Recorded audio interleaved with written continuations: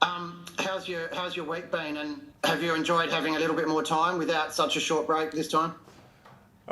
Yes and no. It's been good to take a bit of a deep breath out, but I quite like the compact season where we just got on with the next game straight away and there wasn't any sitting around. So feel like we gave our players plenty of time off early in the week, and then come the end of the week we've got them switched back onto footy and making sure we put in another good performance to finish the season out. The club's had a few seasons in a row where the latter part in the season hasn't been great, so it must be nice to have sort of turned that around this year. Well, it's just been nice to grow as the season progresses. I think we've improved our footy week in, week out as the season's progressed, and our players are becoming more familiar with their roles and the style of play we want to implement, and largely they've driven the progression and the behaviours that they're living on and off the field. So they've been really pleased by that. Unfortunately, we're going to land short of finals, but I think we've grown as the season's going on, so that's a positive. Just on that, if you had been able to sneak into the eight, how competitive would you have been, do you think, with your road form at the moment? Oh, you'd like to think that you would be competitive and you'd be able to challenge the other teams. I mean, beaten some teams in the eight, which shows we've been competitive against sides above us at times. So I think our form is really competitive at the moment, and like I said before, we've progressed really well as the season's going on, and we've improved week in, week out. So I'd like to think if we had have made it, we could have ruffled some feathers. Are you planning any changes for tomorrow?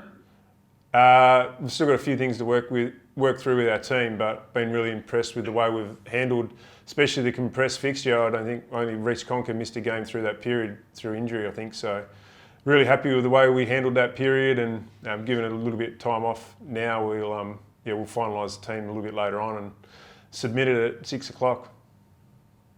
So you're not looking at it as a change to sort of a chance to bring in a host of new faces to give them a hit out or something? You'll go pretty much with what you've got? Yep. Yeah, we want to really reward good form. We want to reward execution of role, and we want to make it really clear that once you're in the team and the team's performing, it's hard to get out of the team. So, and having said that, there hasn't been a lot of exposed form for those guys in the reserves, unfortunately. So, we had a 60-point win last week, so we want to reward that form. Justin, it's Beck here from 10. Hi, Beck. What are you expecting from the Bulldogs today? Do you think they're going to come in taking you lightly, or do you think they're desperate as what we know they should be? I think it's really clear that they're building this up as an elimination final for them. So we expect them at their best. Their best is very good and as good as anyone in the comp. So we're prepared for that.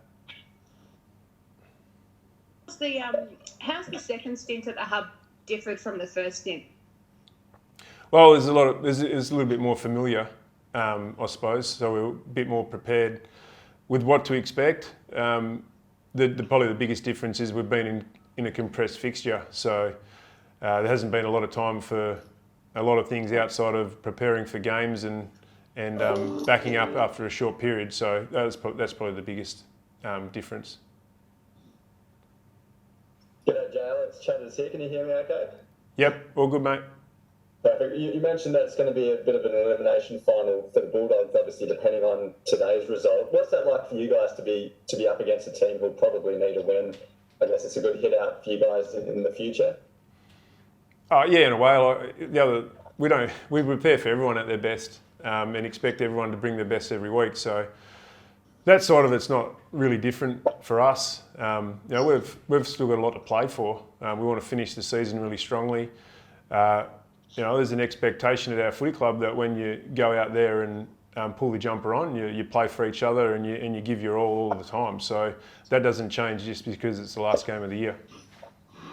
And I guess it's another chance for you to see your 12 forward set up. How important is that to just get some more information on how that all works and to give the guys a chance to work with each other? Yeah, it's massive. I mean, I think our connection took a step forward last week. I thought our tools really worked well together.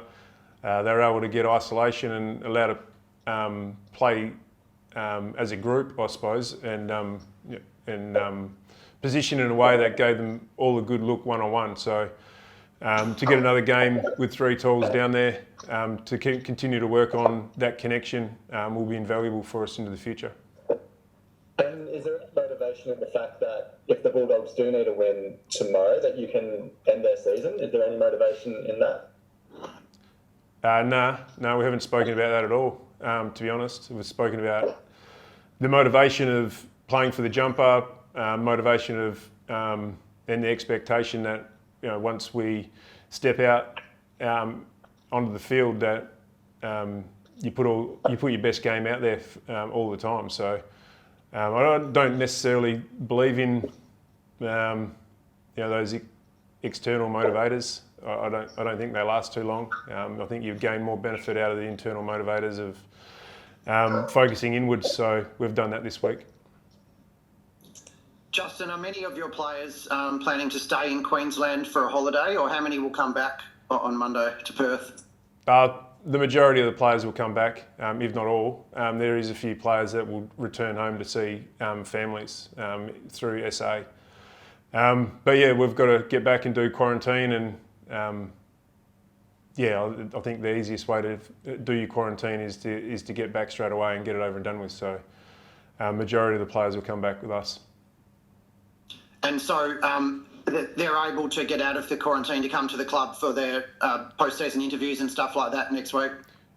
Only if they come back straight away. So that's why the majority of our players are going back straight away. Otherwise, they're bound to their house for 2 weeks. Okay. And are you looking forward to getting home yourself and obviously seeing your kids? Yeah, absolutely. Yeah, no, I miss my family. So looking forward to getting back to see them. Clearly, I'd like the season to be still going for us and extended, but yeah, it'd be nice to get home and see the family and reconnect. Especially given, I gather you're still waiting on an exact answer on list sizes and stuff. Are some of your players going to be left in limbo a little bit next week, those without a contract?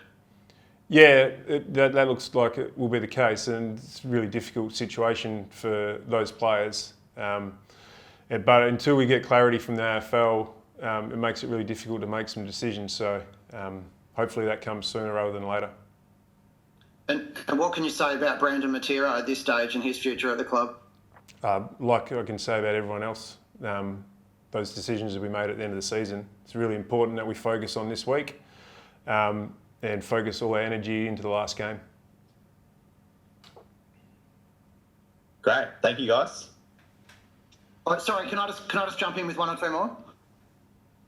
Yep, one more, mate. Justin, I think the Rising Star might be announced next week. How do you think Caleb Sarong is placed for that? I think he should win it, to be honest. He's played against some of the best midfielders in the comp. He's accepted every challenge we've thrown at him and exceeded most of those expectations and challenges. So I feel he's well placed to win it.